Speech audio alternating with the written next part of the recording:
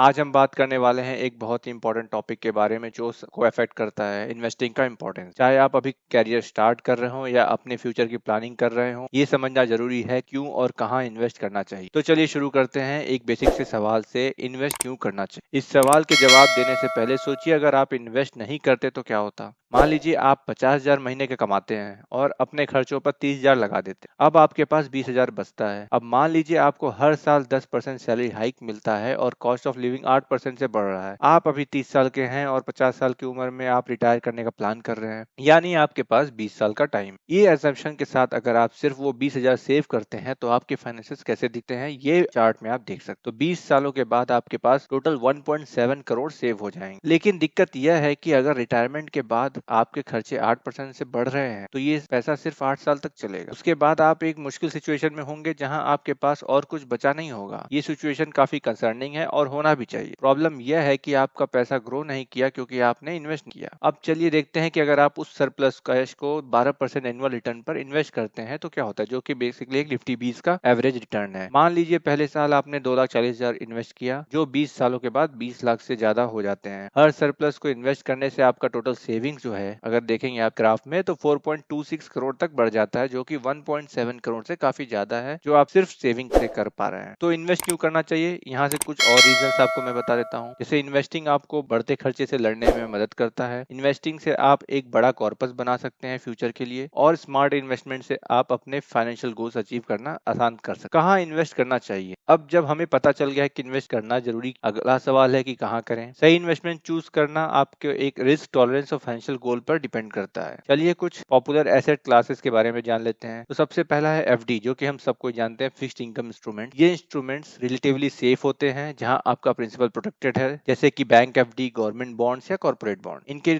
Returns जो होते हैं टिपिकली 5 to 10% के बीच होते हैं। रिस्क के हिसाब से आपके ऊपर नीचे रिटर्न्स आ जाते हैं। वहीं दूसरा नंबर पे है इक्विटी। स्टॉक्स में इन्वेस्ट करने से आपको काफी ज्यादा रिटर्न्स मिल सकता है, कभी कभी 15% पर ईयर तक, लेकिन इक्विटी में कैपिटल गारंटी नहीं हो, तो ये ज्यादा रिस्क के साथ आता है। वहीं तीसरा है रियल एस्टेट। इसमें प्रॉपर्टी खरीदना और बेचना शामिल है, जो कि रियल एस्टेट से आपको रेंटल इनकम और कैपिटल एप्रिसिएशन भी मिलता है, लेकिन ये एक कॉम्प्लेक्स प्रोसेस होता है और काफी बड़ा कैपिटल आपको इनिशियली चाहिए होता है। कमोडिटीज है उसके बाद। गोल्ड और सिल्वर में इन्वेस्ट करना एक ऑप्शन है। लंबी ड्यूरेशन में इस मेटल्स में 5 से 8% का एक रिटर्न भी आ जाता है। अब चलिए इनको हमारे 20 सालों के इन्वेस्टमेंट एग्जाम्पल में अप्लाई करते हैं। अगर इन फिक्स्ड इनकम को हम 9% के हिसाब से रखते हैं, जो कि एक तरह से सबसे हाईएस्ट है, तो आपका कॉर्पस 3.3 करोड़ तक बढ़ता है। वहीं इक्विटी को अगर हम 15% तक रखते हैं तो आपका वही कॉर्पस 5.4 करोड़ तक बढ़ता है 20 सालों में। वहीं पे कमोडिटीज में अगर हम 8% पे रखते हैं तो आपका 3.09 करोड़ तक बढ़ता है आपका कॉर्पस। जैसे आप देख सकते हैं, इक्विटी से आपको बेस्ट रिटर्न्स मिलते हैं, स्पेशली जब आपका investment perspective long term. Invest करना फाइनेंशियल प्लानिंग का एक इंटीग्रल पार्ट है, लेकिन शुरू करने से पहले कुछ इंपॉर्टेंट चीजें को भी ध्यान में रख। पहला है रिस्क और रिटर्न। जितना ज्यादा रिस्क लेंगे उतना ज्यादा रिटर्न भी आएगा, पर जितना कम रिस्क लेंगे उतना कम रिटर्न। पर ये जरूरी नहीं है कि आपका ज्यादा रिस्क लेने से आपका ज्यादा रिटर्न मिलना ही तय है। Inflation adjustment. सेफ इन्वेस्टमेंट जैसे फिक्स्ड इनकम से भी आपका पैसा वैल्यू लूज कर सकता है जब इन्फ्लेशन ज्यादा हो। तो जो भी आप इन्वेस्टमेंट कर रहे हैं, आप ध्यान दें कि उसको आप उसमें जो रिटर्न आ रहे हैं वो इन्फ्लेशन से थोड़ा ज्यादा हो। लिक्विडिटी। कुछ इन्वेस्टमेंट जैसे रियल एस्टेट को जल्दी से बेचना मुश्किल होता है, जैसे आपको तुरंत पैसे की जरूरत है और आप जमीन बेचना चाहते हैं, तो वो इजिली नहीं होता है, कई बार आपको डिस्काउंट में बेचना पड़ेगा। वही है चौथा, डाइवर्सिफिकेशन। अपने इन्वेस्टमेंट को अलग अलग एसेट क्लासेस में स्प्रेड करें ताकि रिस्क मैनेज हो। जैसे एक यंग प्रोफेशनल अपना इन्वेस्टमेंट जो है वो 60% इक्विटी में रख सकता है, 20% कमोडिटीज और 20% फिक्स्ड में भी रखता है। वहीं जहां आप